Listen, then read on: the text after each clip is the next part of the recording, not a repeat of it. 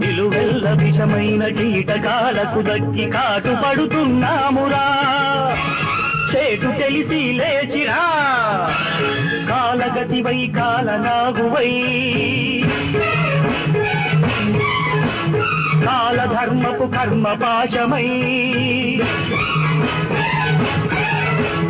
ఖగోళ విషమ కర్కోటకుల గంప సత్యమును గెలిపింప ధర్మరతి వెలిగింప శేషశయ్య ప్రకంపనలతో పగలతో